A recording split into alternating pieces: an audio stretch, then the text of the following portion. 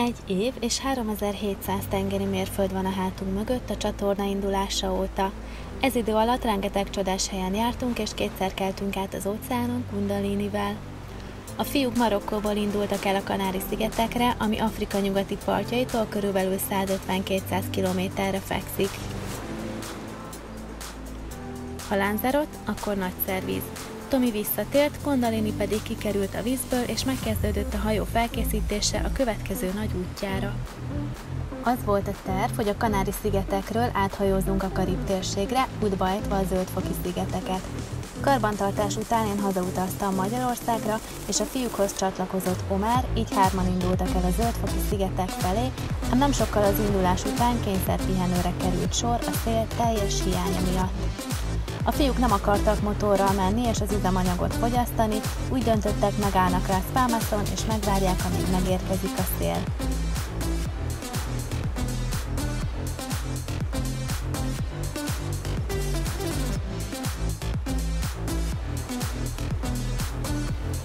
Még Lanzarote-i tartózkodásunk idején ismerkedtünk meg Barbbal, Frankel és Jimmel. Igazán csodálatos emberek, jó barátaink lettek. 10 éve járják a világot hajójukkal, Destinyvel. Útunk során több szigeten is csapódtunk egymáshoz. Eljött a november, ideje hálát adni. Happy Thanksgiving, y'all! Featuring tiramisu, Toyota Tommy. Tomi isteni hálaadásnapi vacsorát készített, amit a fiúk Barb, Frank és Jim társaságában fogyasztottak el. Jó hangulatban, baráti körben telt az este, azt hiszem, ez már önmagában elég ok a hálára.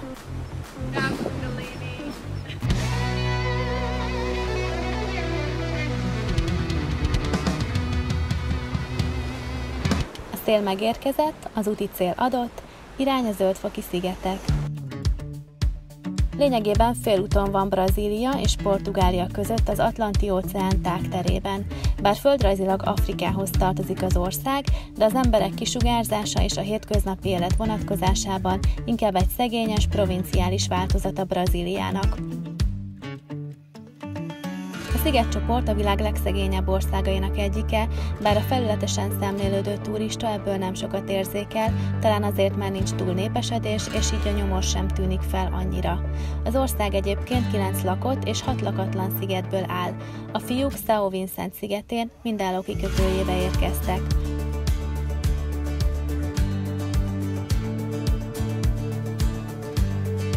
A hivatalos nyelv a szigeten a portugál és a kreol, ám az utóbbi csak beszélt nyelvként létezik, nincs írásbelisége, de már folyamatban van egy egységes ABC kialakítása, hogy a kreol nyelv valóságos hivatalos nyelvé válhasson.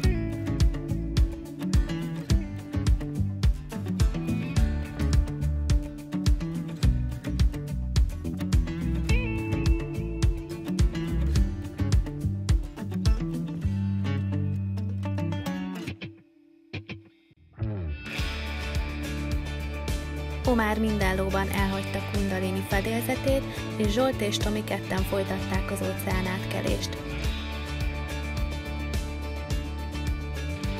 A fiúk a karácsonyt az óceán közepén töltötték.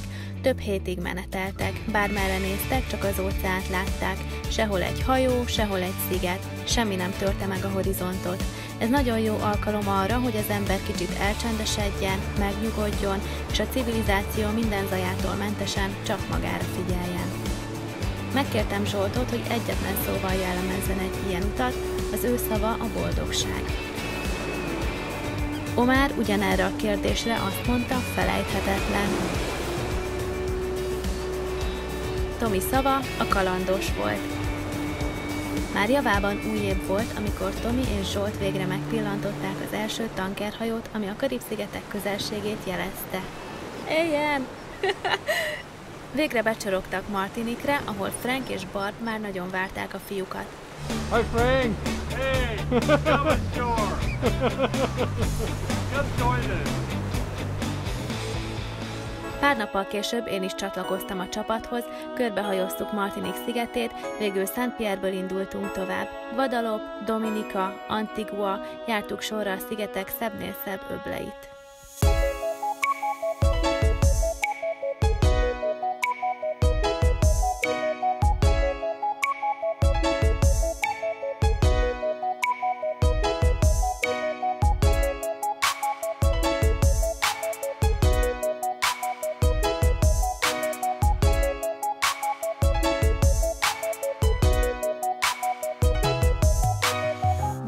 gyönyörű volt.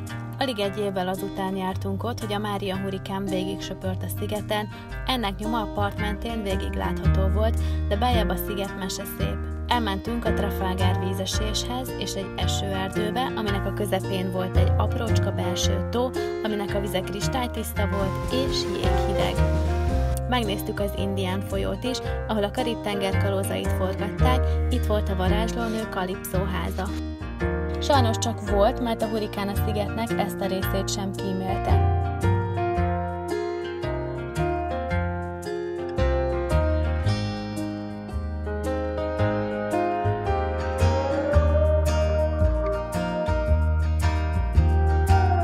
Viszlát Dominika, hello Guadalupe!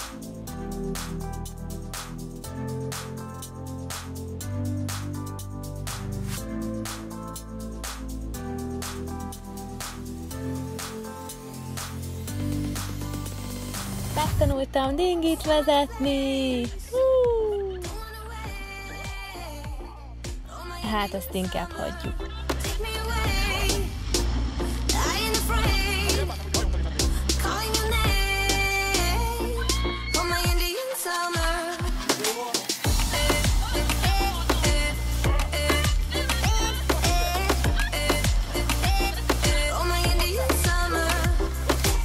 Gombi hazahozta a csónakot. Tomi Guadalupe-ról hazautazott, mi pedig elindultunk a következő szigetre, Antiguára. Útközben volt egy kis malőr, mert egy halászháló menet közben beleakadt a propellerünkbe, amit mindenképpen el kellett tüntetni onnan, még mielőtt az öbölhöz érünk, és be kell indítani a motort.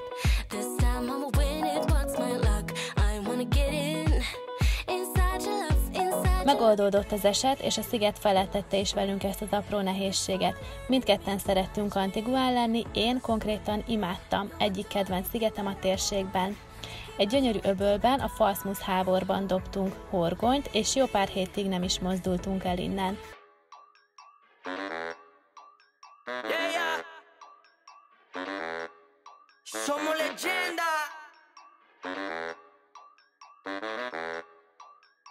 Minden olyan üzlet volt a környéken, amire szükségünk volt, kivéve fodrásszalont, azt nem találtunk, és Zsoltnál nagyon időszerű volt már egy hajvágás, úgyhogy rögtönöztem, és szakárnyíróval, meg egy papírvágó ollóval új külsőt varázsoltam neki. Ilyen kicsit lesz, keresztapás lesz. Azért ne ilyet csinálj már belőle, ha lehet.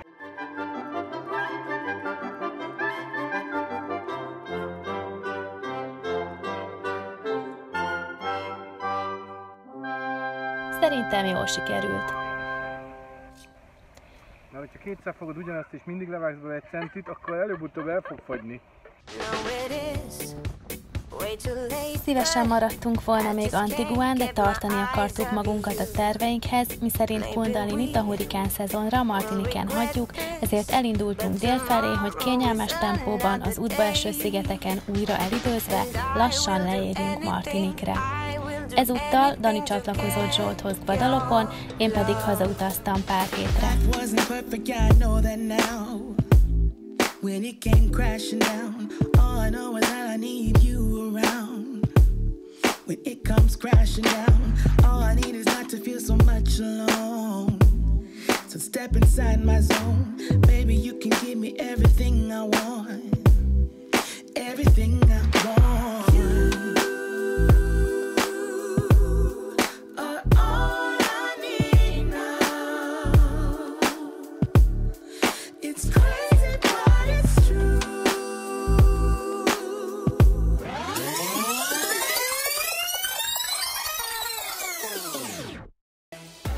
– 2019 áprilisában érkeztem a hajóra, hogy két felejthetetlen hetet töltsek el barátommal, Zsolttal. Ez Dániel. Hát figyelj, megjöttünk, taxi sehol. Egy másfél órás taxi vadászat után végül sikeresen megérkeztünk a hajóra, ahol első dolgunk volt, hogy bevessük magunkat a konyhába, hogy egy igazi, magyaros étellel ünnepeljük és koronázzuk meg az első esténket. Másnap délután egy csodálatos öbölbe horgonyoztunk le, és folytatva a tegnapi ünneplést, belevetettük magunkat a helyi életbe.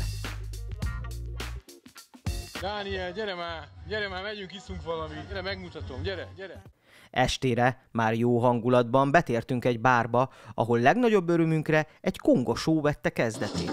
Természetesen nem bírtam a véremmel, és azonnal be akartam állni zenélni, hiszen egy ilyen lehetőséget nem lehet kihagyni. Zsolt összebarátkozott a szünetbe az egyik zenésszel, és a következő etapban már csaptam a kongákat, ahogy csak bírtam.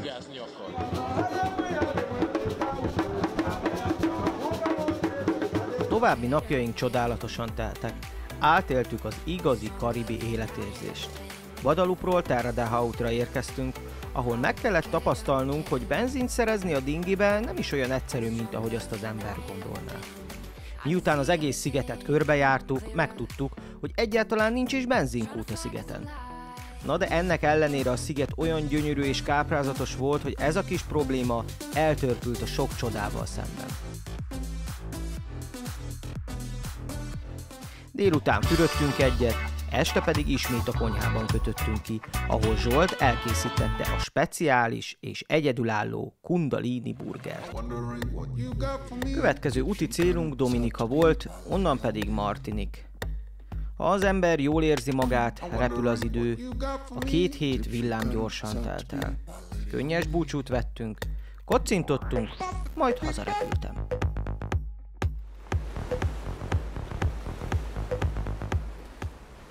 Kundalini jelenleg Le Marinban várja a hurrikán szezon végét, mi pedig azt, hogy visszatérhessünk a fedélzetre, és folytathassuk az utazást.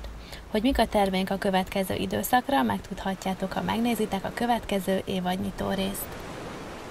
Köszönjük, hogy néztél minket, ha tetszett a videó, kérlek ne menj el like nélkül, és ha szeretnél csatlakozni hozzánk és részesen lenni a kalandozásainknak, iratkozz fel a csatornánkra, ahol a korábbi videóink mellett rendszeresen új tartalommal várunk téged is.